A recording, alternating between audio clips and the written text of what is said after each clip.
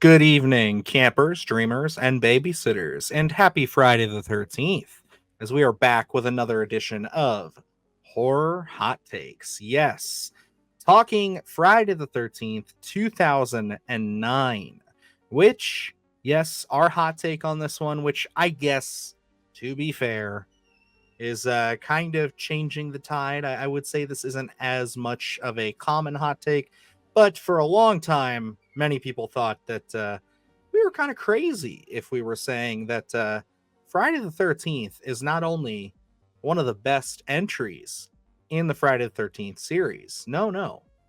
This is one of, if not the best, of the mid 2000s horror remakes. Luke, this is going to be a pretty loaded episode. How are you feeling about it? Give me your thoughts and opinions just on a surface of Friday the 13th, 09. This one was rather interesting because I was perusing the internet forums around the time of production for Friday 13th. And, a lot of people were sour on it, not really knowing what to expect. And people were sour on the idea, especially, looking at what Jason X and what we had gotten previously and not really knowing what this one was going to look like. We had so many remakes. And yeah, when you say one of the better remakes, I think that's true. Not comparing them to a lot of remakes just because a lot of them tend to be bottom of the barrel. So it's not really saying much, but I do think the quality of this film is much better than a lot of things that we had gotten. But one of the sticking points for this that I remember everyone talking about when there was this a little description that had come out of what Jason was going to be, and it was mentioned Rambo was in the conversation. He's going to be more like Rambo, where he's in the woods, he's making use, setting traps, things like that. A lot of people just zeroed in on we're going to have John Rambo as Jason Voorhees, and it was like, well, in the same vein of what we get in the film. But I remember that being such a sticking point for a lot of people. So even me going into it, I didn't really know what to expect with this one. I wasn't necessarily in love with the idea of remaking everything. I certainly want another Friday the 13th. And I was lukewarm more so on this one. But then as, you go back, you revisit it as you get further removed from that release in 09, I think more people are coming around to it. It's certainly not as beloved as I guess I would say as, some of those ones in the 80s. But I think, for me, this one does stand up with a lot of the ones that we had seen certainly within the 80s and some of those takes that their creative takes that we had gotten, or less than creative takes that we had gotten. Yeah, for those of you who've been sticking around the channel, it's been said a couple times. If you saw our Sledgehammer horror episode, my bad. If you saw that, you know that this is the horror movie that basically got me into slashers. So this I credit as one of my most pinnacle and essential horror films for me growing up, because 2009, this was something that I had only heard whispers and things of. I remember my dad watching some award show. I don't know if it was the Fangoria Chainsaw Awards back then. I don't know if they had that. Maybe it was an MTV thing. But I remember him getting real excited because they played a clip from this. And it was the scene where I believe it was when they're in the cabin right at the beginning, and Jason's underneath the floorboards and he's, stabbing the machete through, and he gets the boyfriend. They showed some of that scene, and my dad just thought that was awesome.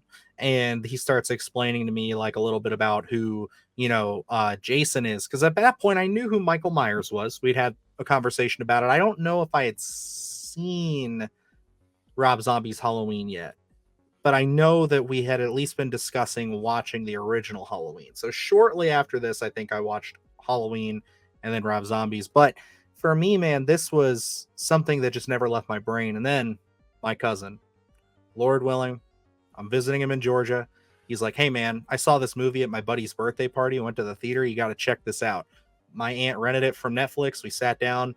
My whole world changed. I just remember watching this movie and thinking, holy crap, this is scary. This is fun.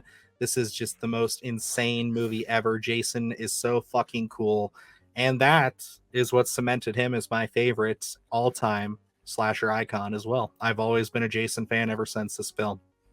Yeah, it's certainly, for me, looking at it, I had been through the ringer with all the installments of the Friday 13th franchise. So, this one was just a new release at the time, the most modern Friday 13th. Looking at it, would I start my journey in Friday 13th, or would I recommend starting your journey with the remake? No, not necessarily. Just, I think this one, is such a modern take where I watch it and I certainly enjoy it, and I can study the aspects that make this one work. I will say, it doesn't have the charm of the 80s, I don't think, where there's just something about those films that I can plug in, and it takes me on that ride. It has that nostalgia Mhm. feel for me. Where this one, I'm so far removed from that, where it's like I had seen them so many times. I'd seen Nightmare on Elm Street, I had seen the Halloween franchise. So this one was just another remake that I was going to see what the quality was. But looking at this one, I think a lot of people talk about that first 20 minutes, which is just what a ride to start right there, because it caught me off guard, and I think it caught everybody off guard. And even watching this, when I say I can look at the aspects that make this film great, and I can study those, that first 20 minutes for me is something where I think creatives should take note of that, in the way that you kind of really throw that left hook to your audience to say, makes you believe one thing of this is a cast, and then it's like, nope, wait a minute, we're starting a completely new story, and we got a beginning and an end of sorts in that first 20 minutes. I absolutely love that take. Yeah, I mean the first 20 minutes, we'll dive into it probably pretty hardcore here because I did want to circle back and just touch on your thoughts on this being kind of like a starting point because I can say for me, like this being my jumping off point, I don't know, like as you know, I've gone back, I've watched all the other Friday the 13th, and you know me very well that I would still probably, I know I would put at least 6 and 4 ahead of this film. And if I really had to sit down and think about it, I probably put 2 ahead of this one as well. So like this one would be an easy number 4 pick for me.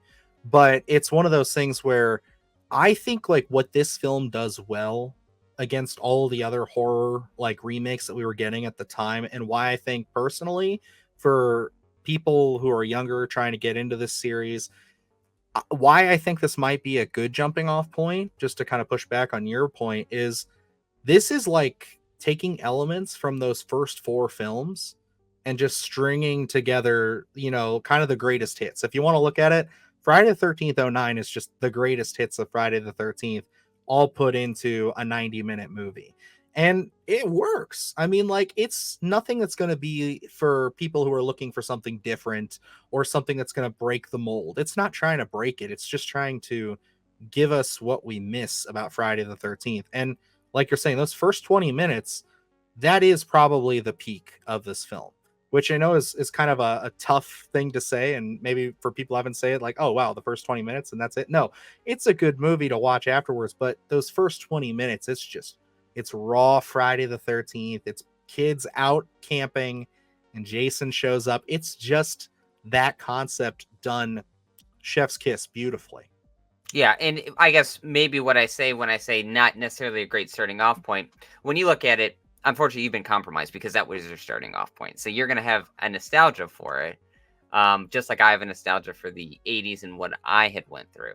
Now, looking at it, I think what my take would be is that there is such a creativity, and when we look at so many remakes, it's sometimes they're focusing too much on the beats, where it's like not necessarily a beat for beat remake, but we're getting really close into that aspect of it. Now, the beauty of the 2009 remake here is that they were able to take those films from the 80s, take everything that worked, all those beats, all those interesting beats that they took from those stories, and meld them into a story while also telling their own story. And I think, I don't want people to kind of pass over that fact that the Mhm. creatives behind this were able to almost divvy up what made everything work, put it into a new story, and almost modernize it in a sense where, you look at Clay's character and being a takeoff of the final chapter with Rob's character, Yeah. and you know kind of extending that aspect of it, and then finding so many things that work. The cold open with Pamela Voorhees, in kind of just showing that aspect of it, that kind of exclamation point that that's really all you need to get the story moving. So looking at that, I love that aspect and the way that they were able to do it. I just want people more so to be able to pay tribute to what these creators were able to do and say, "Oh, this is part of that story," rather than you Hmm. know appreciating it in the moment, rather than being able to have to go back and look at the entire franchise and say, "Oh, that they were pulling from all this." I think maybe there would be an appreciation loss for there because it is so well done in the remake here. Yeah, and I can say like I 100% get it, and like, but having that opposite experience, it almost like, I don't know, I feel like it almost enhanced my excitement to go back and see the kind of effect. It actually, when you look at it, I don't think there's really either way you swing it, there isn't really a wrong way. Because like, yeah, you can go in and watch the originals, and this film still satisfies you with just paying tribute, seeing the winks and nods and getting it.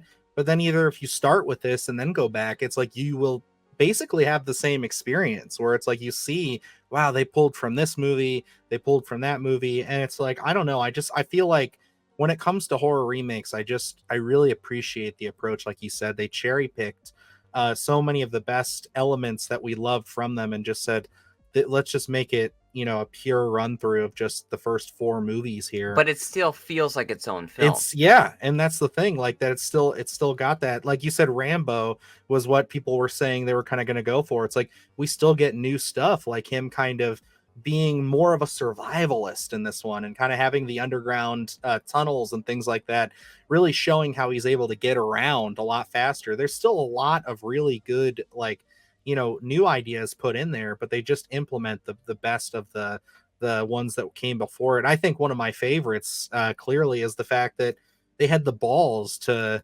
start the film with him in the sackhead. They went for that because you know how easy it would have been for them just to be like, nope, he's already got the hockey mask. He's already doing everything. No, they started with the sackhead. They paid tribute. They showed him getting the mask, and then he puts it on for the last half of the movie. And it's like, I love that because not only do I love the take of the sackhead in this, I think it's so much scarier. I think that is just, it feels right. Like it just feels good to see that transition because I think that was one of the things that everybody loved about part three. Like part three, pretty uneventful movie at the end of the day.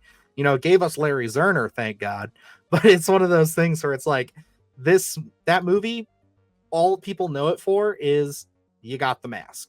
So there you go. They were able to just put that in there and still keep it going. And like you said, kind of pull more elements from like part four and part two. And it's just, I like the approach that they took with it. And I still think that's one of my favorite elements by far is that they decided we're going to do that. Cause could you imagine if like Halloween, like 2018, watch that movie, and instead of Michael getting his mask directly after breaking out of the bus, what if he would have like spent like half the movie trying to get his mask, and what if he had like picked up a generic Halloween mask, and then he finally catches up to the podcasters like a little later into the film and gets it? Like what a dawning that would have been. Like they did it where he takes it off and he has it with the trunk closes and stuff. It's like, yeah, it's cool, it is what it is, but it just felt so fast. It's like I love how they took their time with this one and they let it build up. You had that whole opening, you see him for a couple more things, and then he gets it. And I think some people can be unhappy with this take on Jason, him being not as lumbering. I'll tell you, to be honest, sitting through the franchise and waiting for this one to come out and then getting this take on Jason, for me, I thought it was more of a breath of fresh air. I was so tired of lumbering Jason, especially when you're watching that, you're watching the Halloween franchise. He's scary. Yeah, there's so much crossover with those characters because they don't speak. They're not like Freddy. So to kind of have the survivalist Jason, he's a little he's slender but bulky, more muscular than what we had been seeing. And even on this last watch here, I've always been like, I wish they would have, really doubled down on Sackhead Jason, because the design here looks absolutely perfect. I love how scary he looks with just the sack head on, but watching it on this viewing here when they're at the lake and he's in the woods and the one girl is in the water and she stares at him right there, and he's got the axe or the bow and arrow. The mask just looks so good. I was like, you know what, Does, doesn't the it? mask is really well done here as well. So I can see why they did. Obviously people were gonna want the hockey mask, but it just wasn't like, we don't care, just throw the hockey mask on him because that's what people want. That it looks weathered, it fits with his build, it just looks so natural. So honestly, looking at this film, I knew we were gearing up to do this, so I don't know if maybe I was overly positive on this film coming into here, but there are so many things in this that work, and I'll say Jason's at the top of my list. 100%. I mean, I do not want to keep comparing this to the David Gordon Green movies, but like we always said that Michael was the best part of that trilogy. Like I loved how they handled him. The actor they had portraying him was great. But Derek Mears, man, like he brought something different to Jason that you don't see with Kane Hodder, that you don't see with any of the other actors who came in and, played him. And I'm not saying that like he did any like Kane Hodder was bad or anything. Like he had a different approach. And Derek Mears did that. He wasn't trying to just be Kane Hodder. He was literally coming in and saying, I'm going to do my own thing here and I'm going to be imposing. I'm going to take that ferocity that we got from Jason in the 90s and the early 2000s, and I'm going to kind of mix in some of that hermit Jason living out in the forest doing his own thing. I think it's a beautiful mix. And I just love his stature in this. Like he is so imposing. He feels like a brick wall. And, it just makes sense with his backstory and how they set it up with him, really playing into that survivalist, like you said, John Rambo angle of just being a man out there doing all he can to survive. He's got to work hard every day to like catch food, do what he's got to do. And yeah, he's got to slash up these teens. So he's got to stay limber. He's got to stay fit. He's on a diet, you know what I mean? Like I just appreciate Derek Mears' portrayal here so much. It is one of those things that was one of the big selling points for me coming into this franchise was how scary Jason was. Yeah, and looking at the performance, um, there's a scene with Lawrence running from the shed back to the cabin, Dude, and in the background you see Jason just booking it. He's on a mission, and we've seen whipping that Jason run. axe, Yeah, bro, like oh yeah, my and god. it's like Ted White in the final chapter. He runs, but we have like 3 and 4. Jason's kind of a creepier Jason, which he's gonna catch you. I don't know what he's gonna do to you, but like this version here, it's just like he's running with a purpose. He Mm, wants to slaughter you, and it's so well thought out where he nobody gets uses the away in this axe. one. Yeah, Like he's like it no. and it's like he uses the axe. He's trying to bait everyone in. There is more method to the madness with Jason here, and I absolutely love that take on it. It just works on so many different levels for storytelling, and again, it brings so much eeriness in here because once he catches you, it's game on. Like he's ready to just chop off your head and call it a day. So like there is such an eeriness to the performance here that works on so many different levels. 100%. And you bring up Lawrence. That's a death for me that's intense, and I love how he hits him in the back, and then he like flips him over and lets the axe just bust through his chest. Like that's again showing the ferocity of this take on Jason.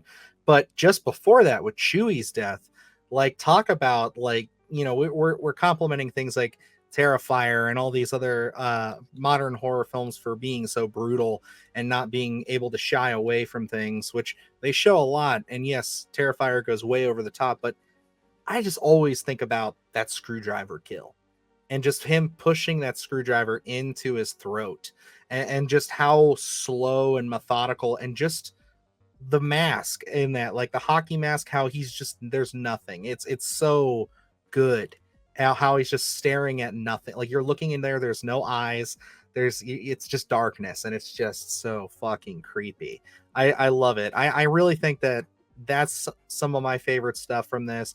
And then I gotta know, Luke, what's your favorite kill out of this one? I mean, throughout the franchise, there's many kills we can talk about. Demon from part 5 is one of them, where he's just getting that fucking what was a pipe or whatever it was, a Yeah. spear, just jamming it through the fucking bathroom. Obviously, we always go back to part 4 with Jason himself getting the head chop. That's insane. But I want to know your favorite kill in Friday the 13th, 09. So let me get into this real quick because as I was watching this one, I was thinking of what really hit for me. And I want to bring up a sequence where deaths happen, but I just love this tone because it's almost a mesh of, I think, what works in Friday the 13th. When we have that boat scene with Nolan and Amanda, and it's got the wacky zaniness of kind of what we know from Friday the 13th from the 80s, with they're having fun on the boat. Just that error abruptly hits Nolan. I think, that's so well done because it's what I'm expecting, kind of paying tribute to part 3 a little bit, but it's that kind of jarring kill. Go ahead. Oh, I was gonna say, I love the sound. I Yeah. love that you hear it before you see it. Like, Yep. that's one of my favorite parts to that. And again, and that's where I think this film is so smart. It's almost preparing you without you knowing that you're going to be prepared for a kill. And then as he is dispatched and the boat is just going, it hits Amanda right in the head. I love that kind of disorientation that we get after she's hit, because that's such a brutal hit. And when you put yourself in her shoes, she's floating in the water, easily has a concussion, if not more. She's trying to get her bearings, and then you see him.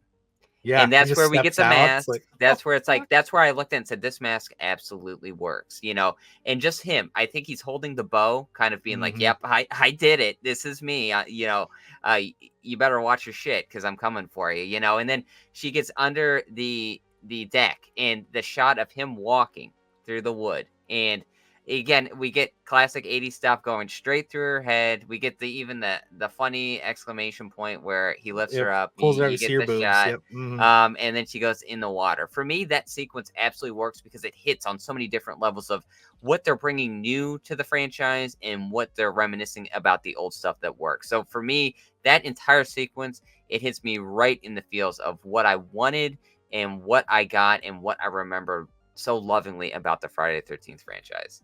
It's a very beautiful mix of, like you said, what came before and what they were able to update. It's that nice ferocity with that, again, kind of nostalgic tinge to it, but without going too far into the nostalgia. Yes, I know some people criticize it's like it kills the tension when he lifts her up and you have that little ending with her boobs coming out and stuff. It's like I never got that. Again, you're talking about a teenage boy watching this for the first time, so it's always been like, oh, that was cool kind of moment. But like, even watching it today, I think it is just kind of, again, a nice nod to like what they would have probably done something similar in the 80s, where it's just like, they're gonna have that. It's something that this franchise has been well established that it is horny teens getting slashed up in the woods, lots of boobage throughout Friday the 13th.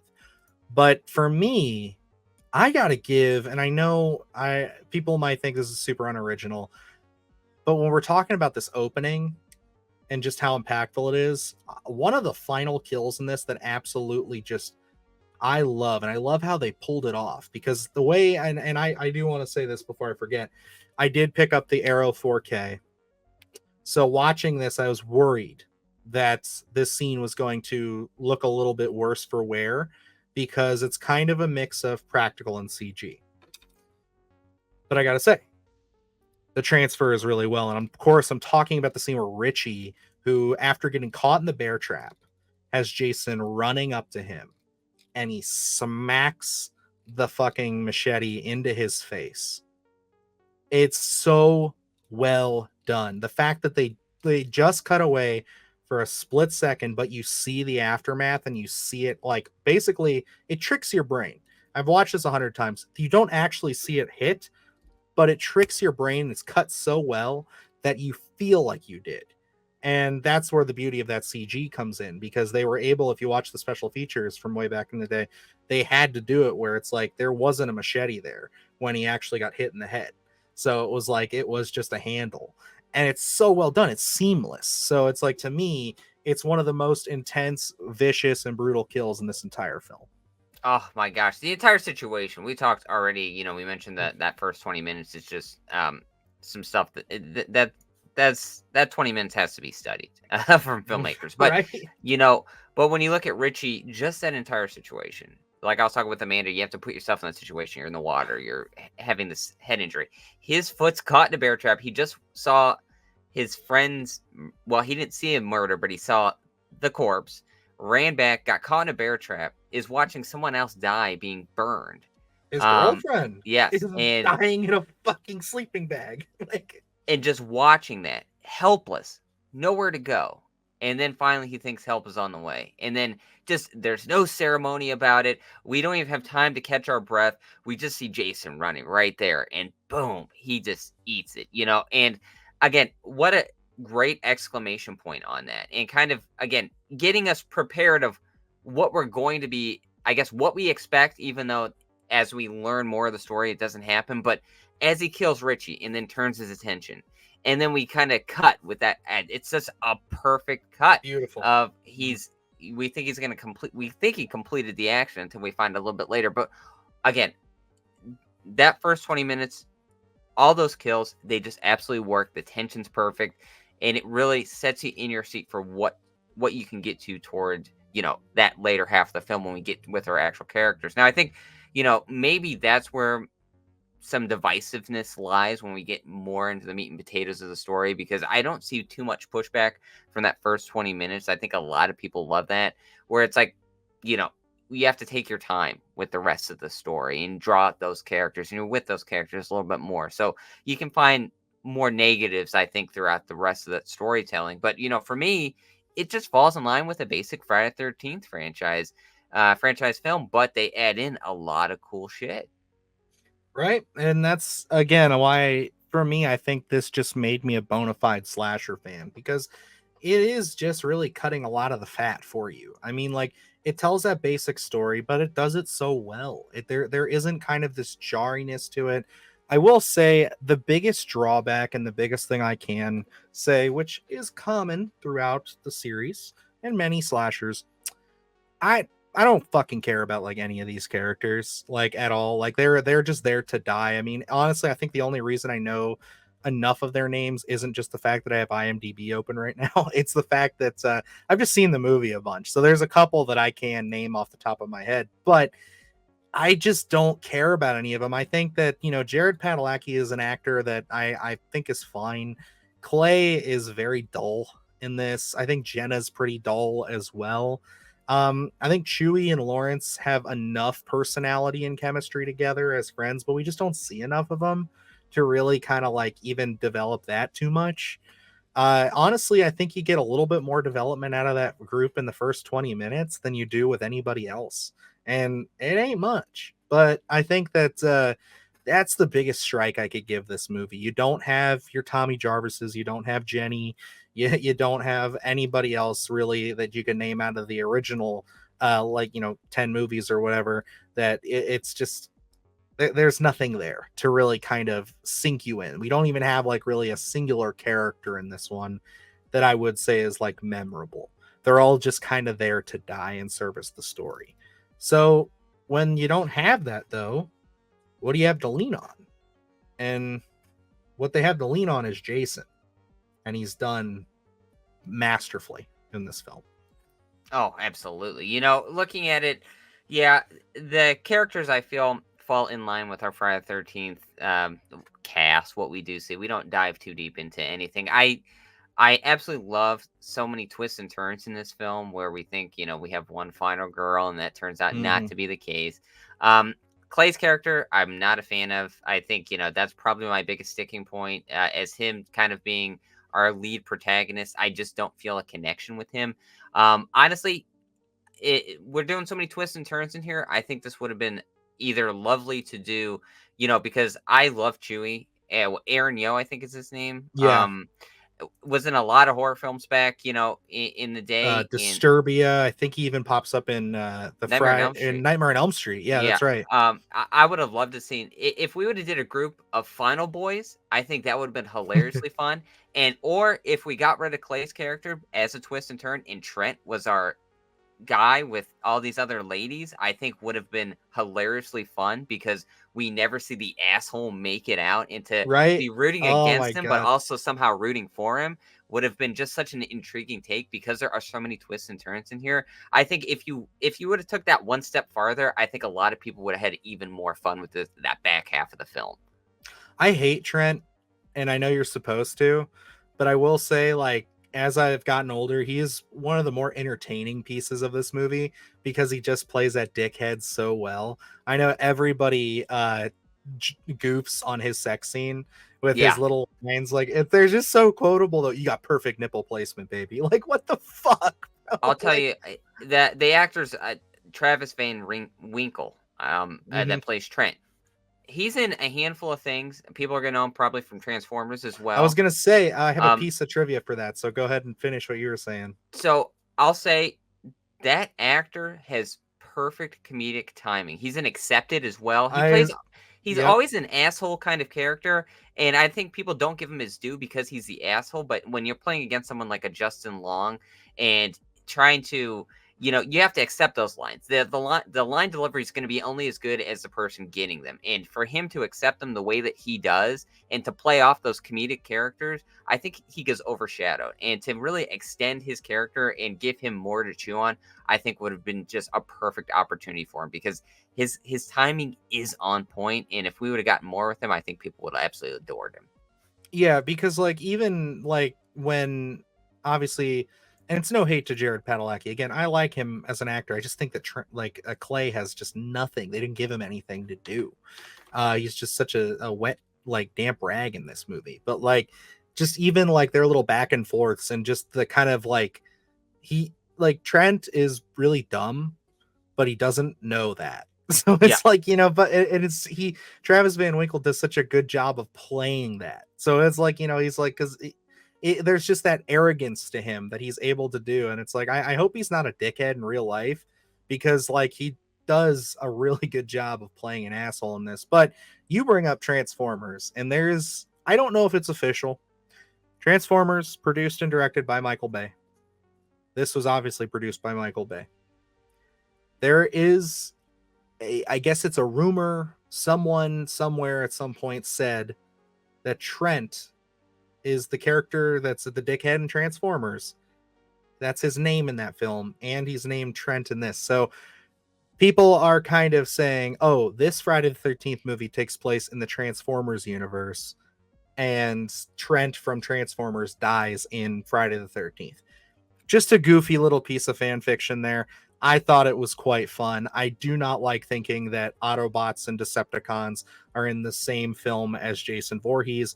Not my cup of tea. Sorry if that's what you want, go for it. But I just always get a kick out of that because again, same actor, same name. Could be purely coincidence, but it's just a little bit of fun headcanon for you. no, yeah, I think it's fun. I remember learning that. I think a little bit later after the film had come out, and I was like, "Ah, that it's fun to think about." I think, was it probably a distinct choice? I think so. I think it was just kind of fun to be like, "Man, we'll just make him the same character." Mhm. It's not offensive or anything like that, but this is what happens to Trent after he loses Megan Fox to Shia LaBeouf. Right? So Yeah. he meets his maker Rough in a couple sense. of summers, am I right? Man, Like this dude can't Jesus. catch a break. Come on. Let's put Travis Van Winkle back on the Friday 13th boat here and see what we get. Come on, Let's get him a let's redemption arc. We'll make there him a we go. sheriff in the Let's give him next another one. big franchise to be redeemed by.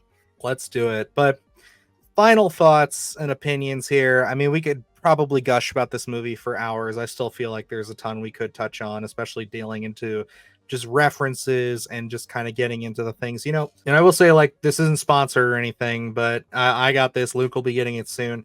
One of the big pieces that I didn't get to dive into that I'm excited to is there's a new interview on this theatrical cut with the writers Mark Swift and Damian Shannon, who I think absolutely knocked this out of the park as far as just showing the love and care that they had for this franchise and wanting to do a remake that, again, will satisfy Friday the 13th fans and go back to the fun of it.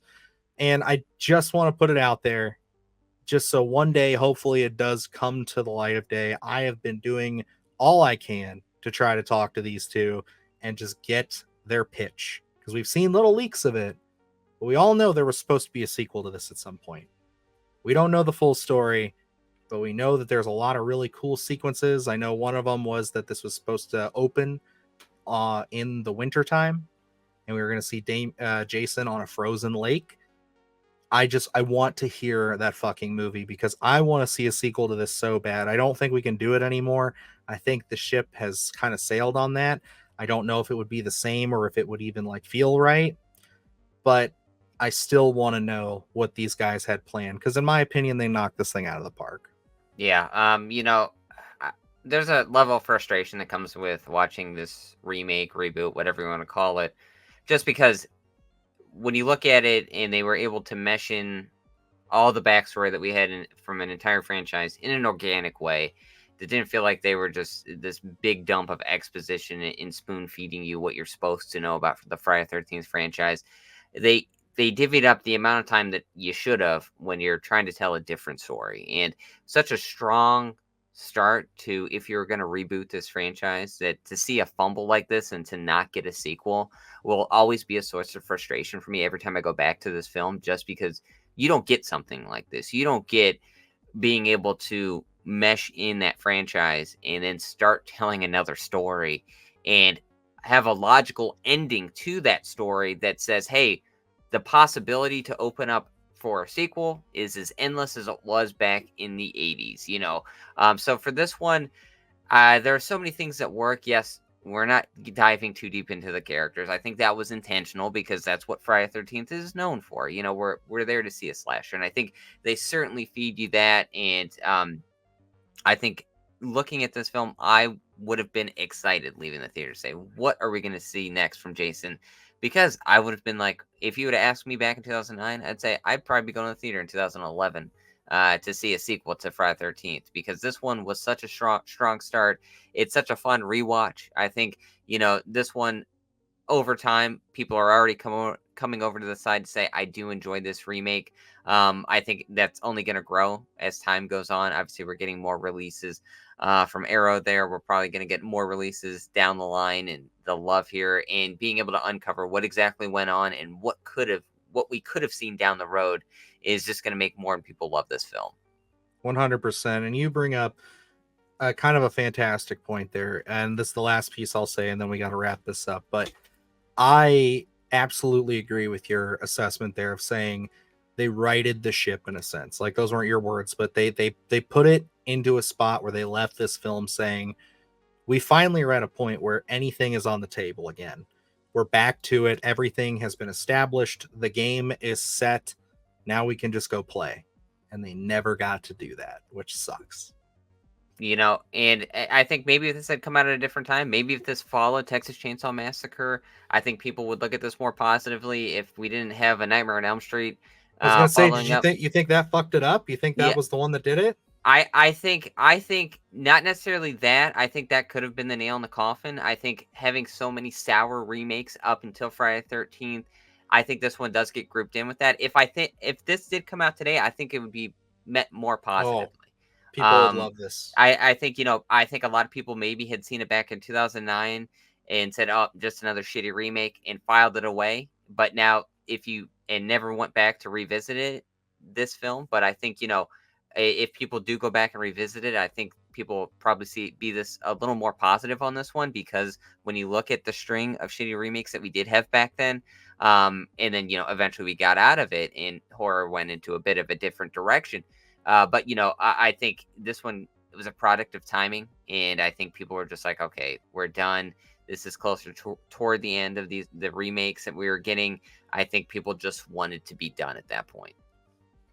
Very fair, very fair. But I think that's where we're gonna have to leave our bookmark for now, folks, on the Friday the 13th remake. And don't worry, we're not planning on stopping this anytime soon. So we're going to be talking more Friday the 13th down the road. I'm sure there will be another reason to bring the remake out and play with it and discuss more things in detail. But hey, I just thought we just started this new series. Prometheus was a moderate success. You guys seem to really like this. And I thought, fuck it. We got a Friday the 13th coming. We got to do a video.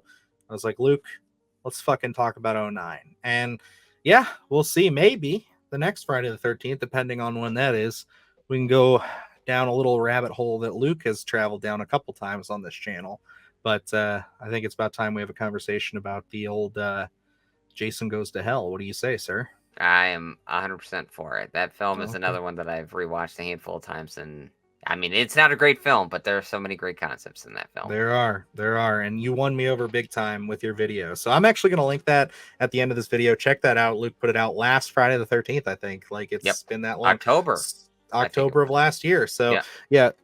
Check that out. It's a masterpiece. I loved his takes on that. So look into that. Look at some of our other Friday the 13th content and everything else we have going on the channel right now. We are 1 week away, folks, from Fantastic Fest. So I'm sorry that the channel has been kind of quiet this week, but I promise you, we're gearing up for that. We're gearing up for October. We are busy boys, but I promise once it hits, it's going to be nonstop for like probably 2 months. So just get ready, okay? Because it's coming. So, alrighty. Well, that's going to wrap us up here, folks. So until next time, I'm Dylan Newell. And I'm Luke Janesco. And remember, stay scared. Do the hard shit, gonna do it live. Cause Splattercast kick it every day they live. Splattercast, slash ass. Splattercast, slash ass. Splattercast, slash ass. Splattercast, slash ass. Splattercast, slash ass. Splattercast, slash ass. Splattercast, slash ass.